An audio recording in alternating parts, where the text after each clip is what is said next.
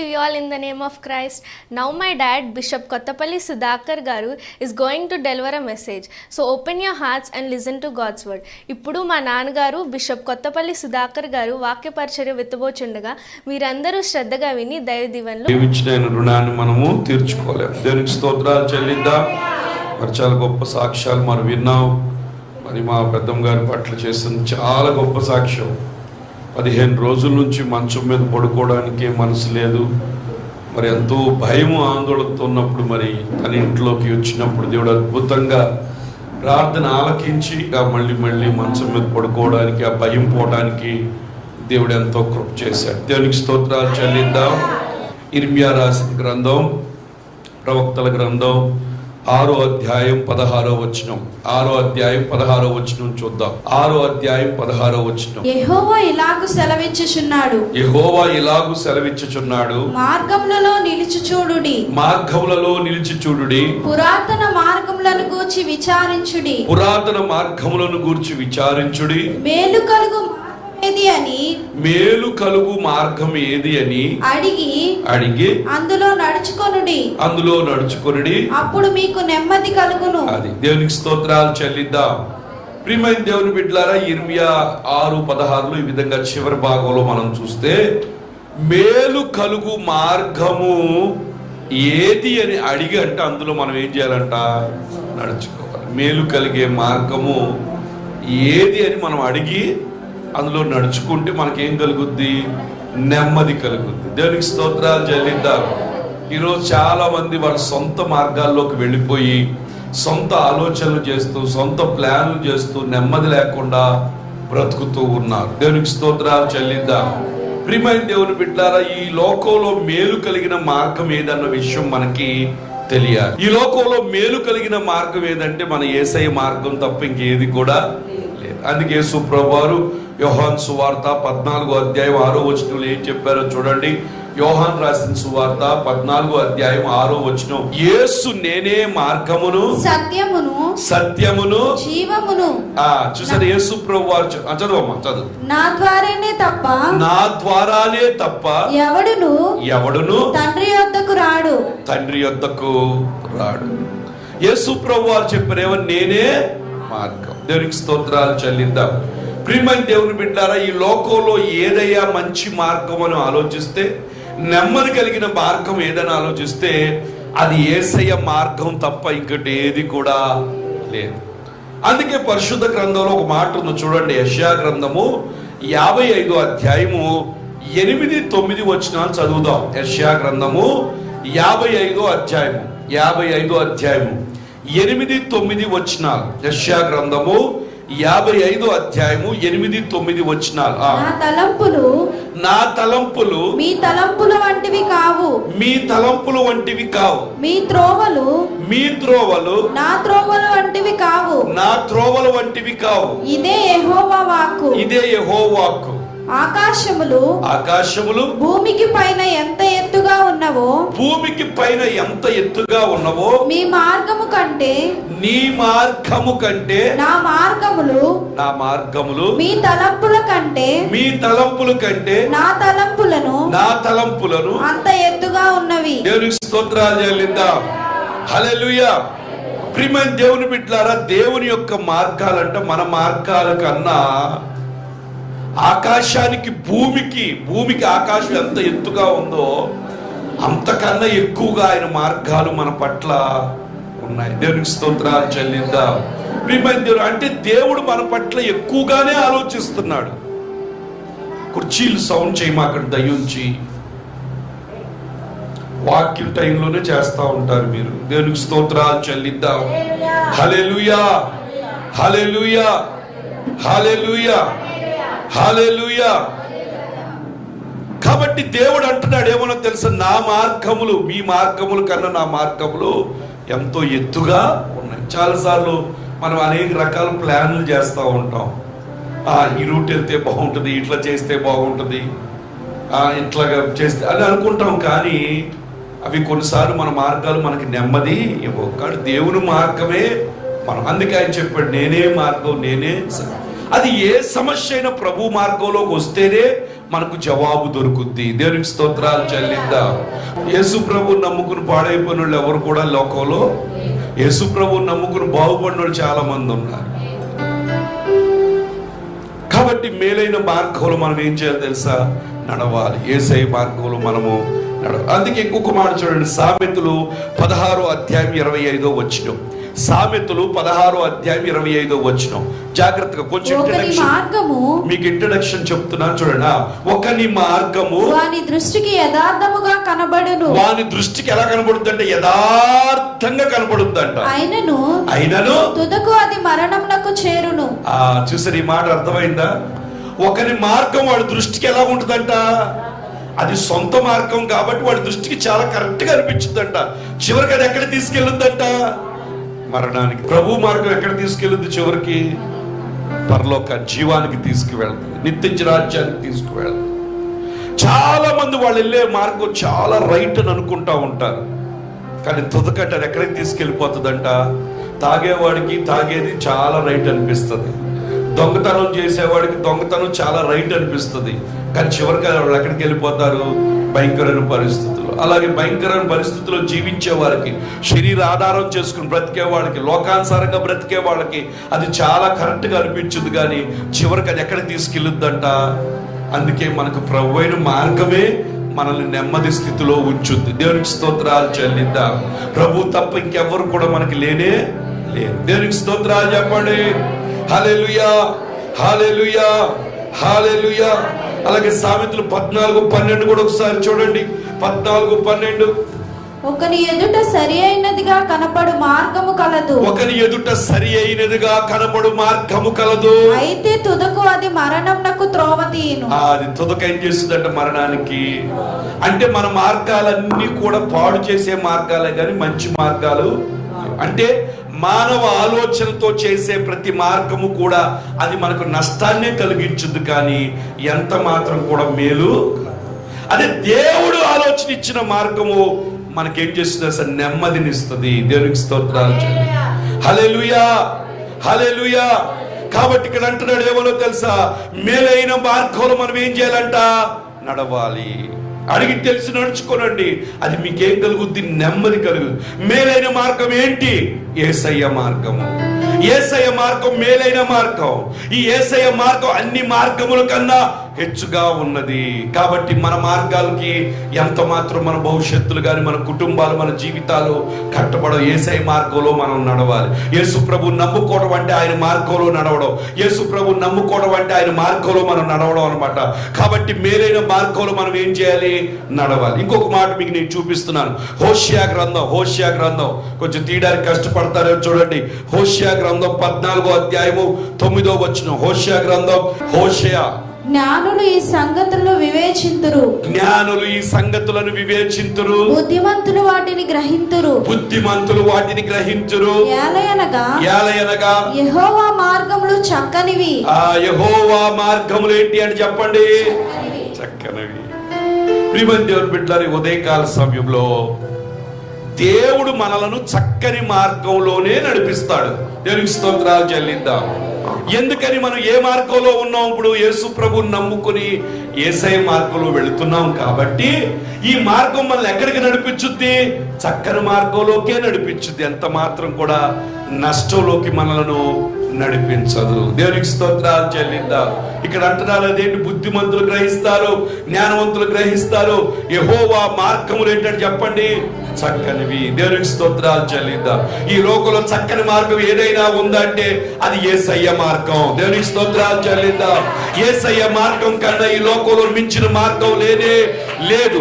చాలా మంది అనేక రకాల ప్రయత్నాలు చేస్తూ ఉంటారు. చాలా మంది అనేక మార్గాల్లో వెళ్ళడానికి ఇష్టపడుతూ ఉంటారు. ఏ మార్గం కూడా వాళ్ళకి వారి జీవితానికి సంతృప్తినివ్వదు, కానీ యేసయ్య మార్గం ఒకటే వారి జీవితాల్లో నెమ్మదినిచ్చేది. దేవునికి స్తోత్రాలు. దేవునికి స్తోత్రాలు చాలు. హల్లెలూయా, హల్లెలూయా. యేసయ్య మార్గమే మనకేం చేస్తుంది తెలుసా? నెమ్మదినిచ్చి. సౌండ్ కొంత ఎక్కడున్నాడు పిలవండి. దేవునికి యేసయ్య మార్గమే మనకి నెమ్మదినిచ్చేది. దేవునికి స్తోత్రాలు చెల్లిద్దాం. హల్లెలూయా.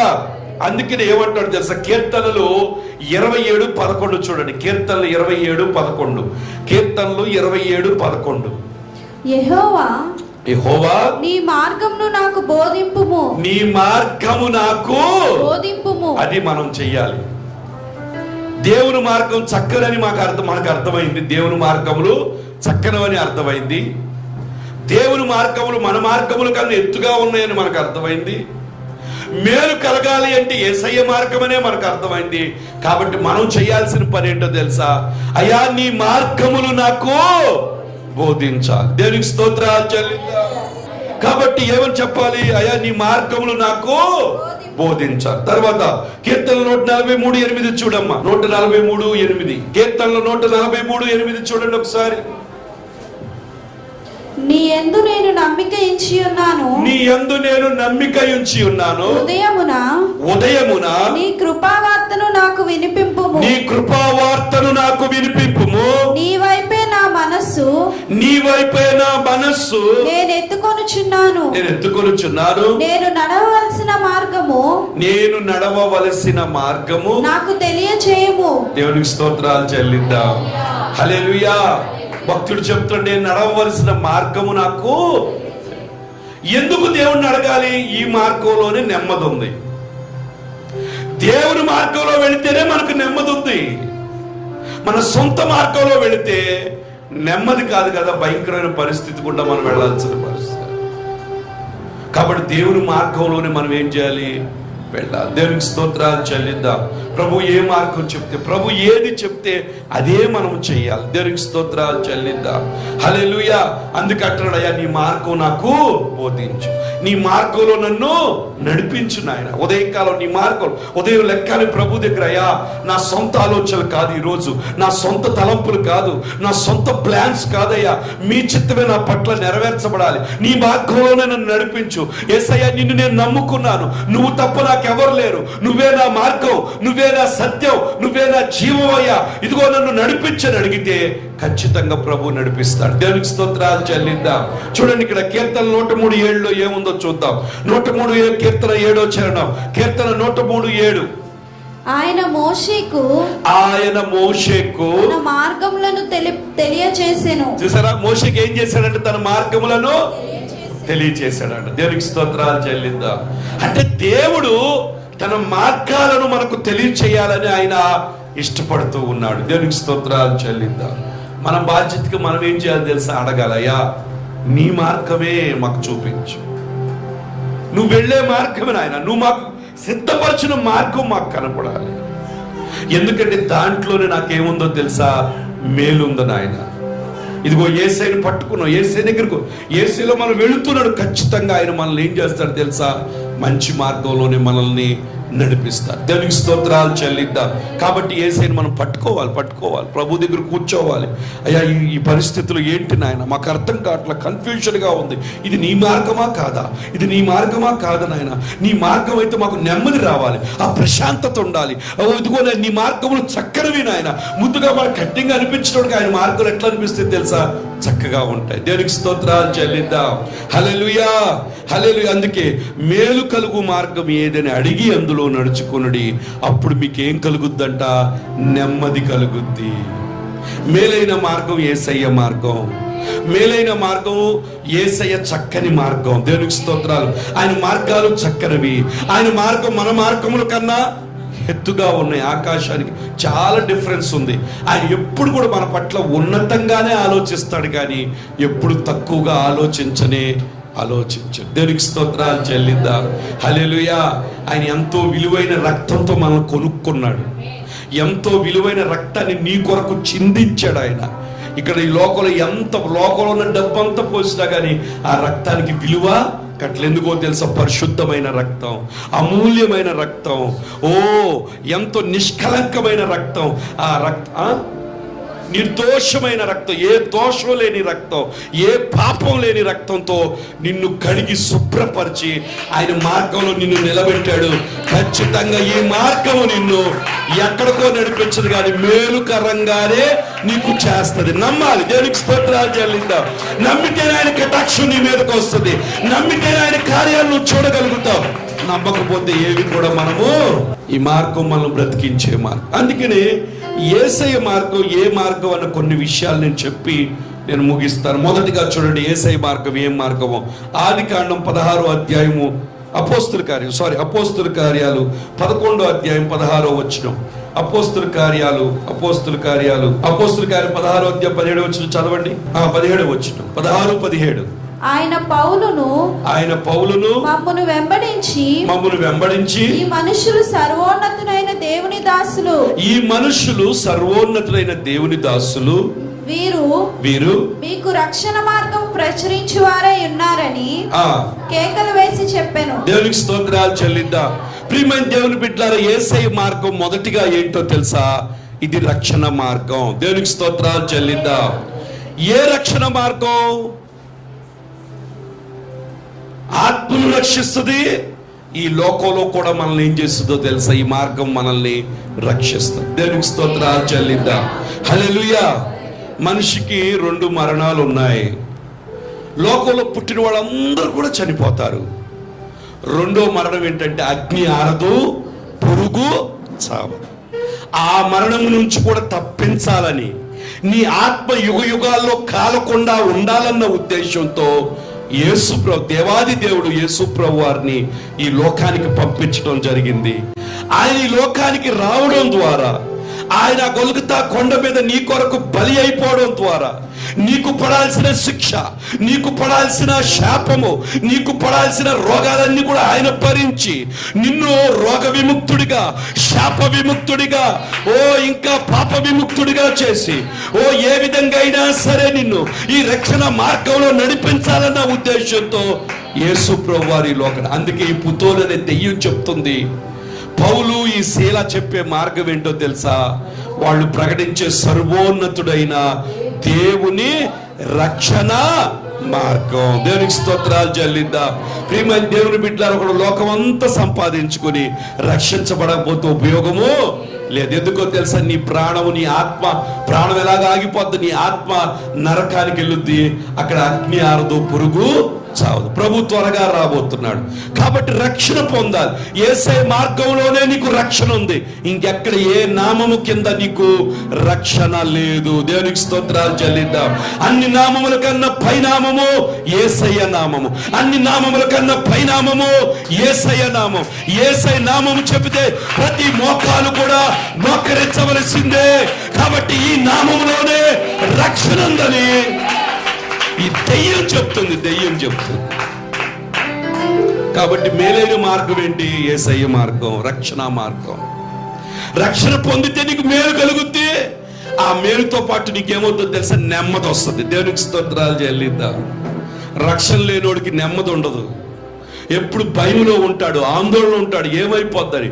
మనకైతే ఒక నిరీక్షణ, బ్రతికితే బ్రతుకుతాం, లేకపోతే ఎక్కడికి వెళ్ళిపోతాం? ప్రభు దగ్గర దూతలు వస్తారు, మనం చక్కగా నిత్య రాజ్యానికి తీసుకెళ్ళిపోతారు. దేవునికి స్తోత్రాలు చెల్లిద్దాం.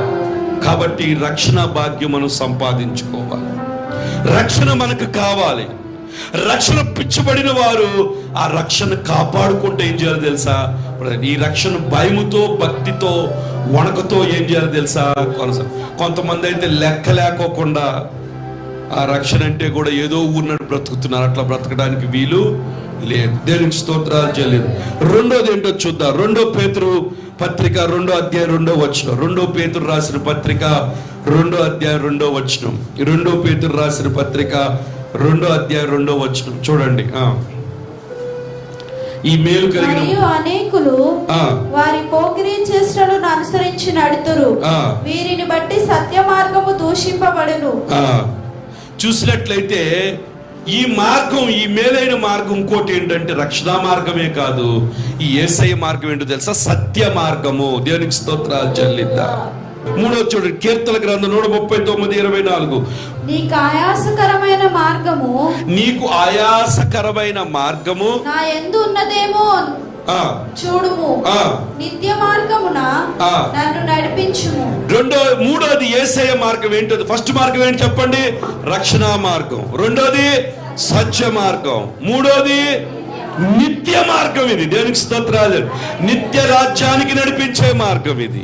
ఎప్పుడు కూడా ఇదేంటో తెలుసా? నిత్య మార్గం. నిత్య మార్గం అంటే నిత్య రాజ్యానికి నడిపించే మార్గం ఇది. ఆయన అంటున్నాడు, నీకు ఆయాసకరమైన మార్గం నాలో ఉందేమో తీసేయ్యా, నన్ను నిత్య మార్గంలో నడిపించు. మోషేకి ఆయన మార్గాలు చూపించాడంట. భక్తులు అడిగాడు, నేను నడవలసిన మార్గం నన్ను నడిపించమని అడిగారు. మనం చూసాం. నటుడు ఇది నిత్య మార్గంలో నన్ను నడిపించు. ప్రియమైన దేవుని బిడ్డలారా, మనం ఎంత భక్తి చేసి లాస్ట్కి నరకానికి వెళ్ళిపోతే అన్న ఉపయోగం ఉందా?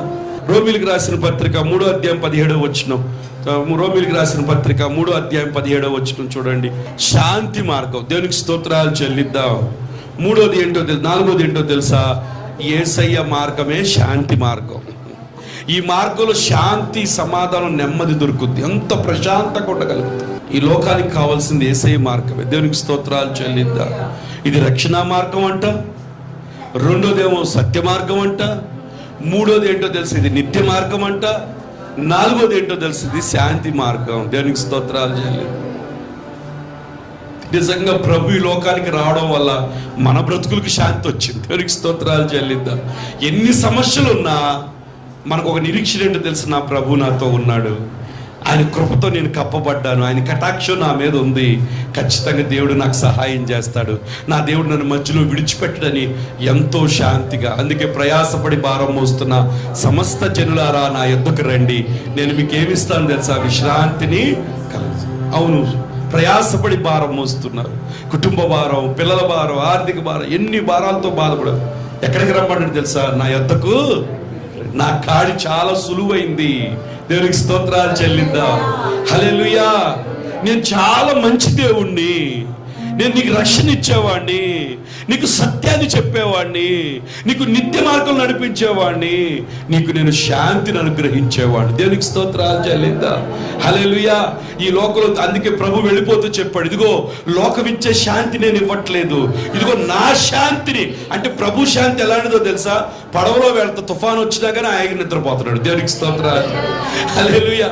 కొరడాలతో కొడుతున్నా కానీ కేకలు గీకలు ఏమి లేదు, అలాగూ ఎంత శాంతంగా. పక్కన ఒక ఆయన అప్పగించేవాడు ఇస్కరియోతు యోధ ఉన్నా సరే శాంతంగా. ఎక్కడ ఆయన అరవలేదు, కేకలు వేయలేదు. దేవునికి స్తోత్రాలు చెల్లిద్దాం.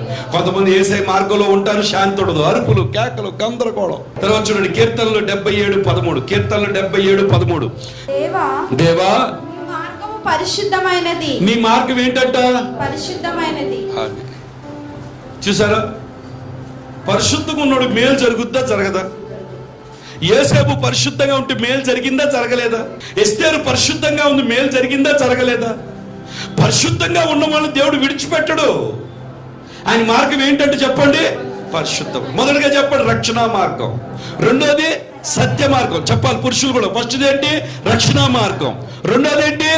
సత్య మార్గం. మూడోది ఏంటి? నిత్య మార్గం. నాలుగోది ఏంటి? శాంతి మార్గం. ఐదోది ఏంటి? పరిశుద్ధ మార్గం. ఈ మార్గాల్లో నడిచిన వాళ్ళకి మేలు జరుగుద్దా లేదా? ఇది మేలైన మార్గం. ఇదే యేసయ్య ఇచ్చిన మార్గం. బంగారం మట్టిలో వేసిన బంగారమే, నుప్పులో వేసిన అదే కర్ర నుప్పులో వేస్తే ఉపయోగపడుద్దా కర్ర ఏమన్నా? మనం మేలిమి బంగారం, దేవుని రక్తం చేత కడగబడిన వాళ్ళం. కాబట్టి ఎలాగుండాలి? ఈ పరిశుద్ధ మార్గంలో నడిచేదాం. పరిశుద్ధంగా మన మాటలు పరిశుద్ధంగా ఉండాలి, చూపు పరిశుద్ధంగా ఉండాలి, పవిత్రంగా ఉండాలి. ఎప్పుడు పరిశుద్ధతకి ఎక్కువ ప్రయారిటీ. ఎందుకంటే పరిశుద్ధత లేకుండా ప్రభువుని ఎవరు కూడా. నేను పరిశుద్ధుడు కనుక మీరు కూడా ఎలాగుండాలి?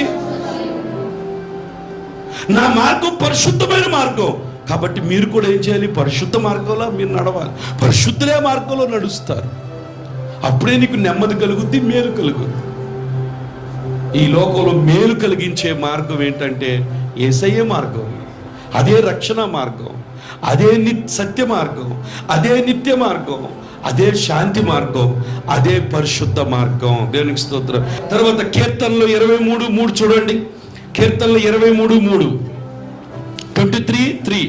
23వ అధ్యాయము 3వ వచనం. కీర్తనలు. నా ప్రాణమునకు ఆయన సేదదీర్చుచున్నాడు. ఆ. తన నామమును బట్టి ఆ. నీతి మార్గములలో నన్ను నడిపించుచున్నాడు. చూసారా, యేసయ్య మార్గం ఇంకోటి ఏంటో తెలుసా? నీతి మార్గం. చాలా మంది ఆ నీతి మార్గంలో బ్రతుకుతూ ఉంటారు. యేసయ్య మార్గం ఏంటో తెలుసా? నీతి మార్గం. ఆయన రక్తంతో మనం నీతిమంతులుగా చేశాడు కాబట్టి మనం ఇప్పుడు నీతి మార్గంలో ఉన్నాం. నీతి దేవునితో పాటు సరి సమానంగా కూర్చోబెట్టేది. ఆ రైచస్ మార్గంలో, ఆ రైచస్ వేలో దేవుడు మనల్ని, కాబట్టి మన ఆలోచనలన్నీ నీతిగానే ఉండాలి, దేవునికి ఇష్టంగానే ఉండాలి. అప్పుడే మనకు నెమ్మది, మేలు, సమాధానం కలుగుద్ది. దేవునికి మత్తయి సువార్త 21:32 చూడండి. 21:32. యోహాను ఆ. నీతి మార్గమున మీ యొద్దకు వచ్చెను, ఆ. మీరు అతనిని నమ్మలేదు. యోహాను ఒక నీతి మార్గంగా మీ దగ్గరికి వస్తే ఆయన మీరు నమ్మలేదు, శాస్త్రులు పరిశీలితో. కానీ సుంకరులు అంటే పనికి ఆ యొక్క తక్కువ వాళ్ళు, లేకపోతే వేశ్యలు, వాళ్ళు నమ్మి ఈ మార్గంలోకి వచ్చారు. దేవునికి స్తోత్రాలు చెల్లిద్దాం. హల్లెలూయా, హల్లెలూయా. కాబట్టి ప్రియమైన దేవుని బిడ్డలారా, యేసయ్య మార్గం ఇది నీతి మార్గం అన్నమాట. దేవునికి స్తోత్రాలు చెల్లిద్దాం. కాబట్టి యేసయ్య మార్గము రక్షణ మార్గం, యేసయ్య మార్గం సత్య మార్గము, యేసయ్య మార్గము నిత్య మార్గము, యేసయ్య మార్గము శాంతి మార్గము, యేసయ్య మార్గము పరిశుద్ధ మార్గము, యేసయ్య మార్గము నీతి మార్గము. కాబట్టి యేసయ్యే మనకు నెమ్మది కలిగించేవాడు, మేలు చేసేవాడు. దేవునికి స్తోత్రాలు చెల్లిద్దాం. హల్లెలూయా. తర్వాత ఇంకోటి చూడండి, సామెతలు 15:24 చూద్దాం. క్రిందనున్న పాతాళమును తప్పించుకొనవలెనని ఆ. బుద్ధిమంతుడు పరమునకు పోవు ఆ. జీవ మార్గమున నడుచుకొనును. అది చూసారా, కిందనున్న పాతాళమును తప్పించుకోవడానికంట బుద్ధిమంతులు ఏం చేస్తారంట? పరము నుండి జీవ మార్గమున, అంటే మనం అందరూ ఎవరో తెలుసు బుద్ధిమంతులు. దేవునికి స్తోత్రాలు చెల్లిద్దాం. జీవ మార్గంలో వెళ్ళాలని చెప్పి ప్రభువుని పట్టుకున్నాం. ప్రభు మనల్ని ఏం చేస్తున్నాడు తెలుసా? ఆ జీవ మార్గంలో నడిపిస్తున్నాడు. చివరిగా ఇది చూసి మనం చూద్దాం. మత్తయి సువార్త 22:16. మత్తయి రాసిన సువార్త 22:16. బోధకుడా, నీవు సత్యవంతుడవై ఉండి ఆ. దేవుని మార్గము సత్యముగా బోధించుచున్నావని. దేవుని మార్గం నువ్వేం చేస్తున్నావు? సత్యముగా. నువ్వు సత్యవంతుడయ్యుండి, బోధకుడు యేసయ్యతో చెప్తున్నారు. వాళ్ళు అంటున్నారు నువ్వు దేవుని అంటే, ప్రియమైన దేవుని బిడ్డలారా, యేసయ్యే దేవుని యొక్క మార్గము. దేవునికి స్తోత్రాలు చెల్లిద్దాం. దేవుని దగ్గరికి, పరలోక రాజ్యానికి మనం వెళ్ళాలి అంటే యేసు మార్గం తప్ప ఇంకొకటి లేదు. నువ్వు నెమ్మదిగా బతకాలి అంటే యేసు మార్గం తప్ప ఇంకొకటి లేదు. యేసయ్య మార్గమే నిన్నేం చేస్తుందో తెలుసా? రక్షణలోకి నడిపించుద్ది. యేసయ్య మార్గమే నిన్నేం చేస్తుందో తెలుసా? సత్యంలో నడిపించుద్ది. యేసయ్య మార్గమే నిన్నేం చేస్తుందో తెలుసా? నిత్యత్వంలోకి నడిపిస్తుంది. యేసయ్య మార్గమే ఏం చేస్తుందో తెలుసా? పరిశుద్ధతలోకి నడిపించుద్ది. యేసయ్య మార్గమే ఏం చేస్తుందో తెలుసా? నిన్ను జీవ మార్గంలో నడిపించుద్ది. యేసయ్య మార్గమే ఏం చేస్తుందో తెలుసా? నిన్ను శాంతిలోకి నడిపించుద్ది. యేసయ్య మార్గమే ఏం చేస్తుందో తెలుసా? నిన్ను నీతిలోకి నడిపించుద్ది.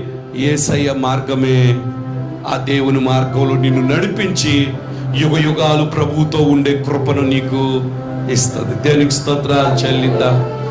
ఎవరి ద్వారా? యేసయ్య ద్వారా. యేసయ్యే మనకు మూలం, యేసయ్యే మనకు పునాది, యేసయ్యే మన జీవితానికి ఆధారం. ఆ యేసయ్యనే పట్టుకుందాం. కష్టమవని, నష్టమవని, ఇరుకవని, ఇబ్బంది అవని, ఏ వ్యాధి వచ్చినా, ఏ బాధ వచ్చినా ఈ మార్గం నిన్ను బ్రతికిస్తుంది, మళ్ళీ లేవనెత్తుద్ది, మళ్ళీ నిలబెట్టు. దేవునికి స్తోత్రాలు చెల్లిద్దాం. ప్రెస్ బిషప్ కొత్తపల్లి సుధాకర్ పాల్ గారు, revival prayer ministries, 77-2-1/1 Shantinagar, Singinagar, Vijayawada 15. మా మొదటి ఆరాధన కొత్త రాజరాజేశ్వరిపేట, మా రెండవ ఆరాధన వైఎస్ఆర్ కాలనీ జక్కంపూడి, మా మూడవ ఆరాధన బాంబే కాలనీ, మా నాలుగవ ఆరాధన పైపుల్ రోడ్ సింగ్ నగర్. మీ అందరూ పాల్గొని దైవ దీవెనలు పొందండి. Our phone numbers 9948596336, 9491926336. Thank you.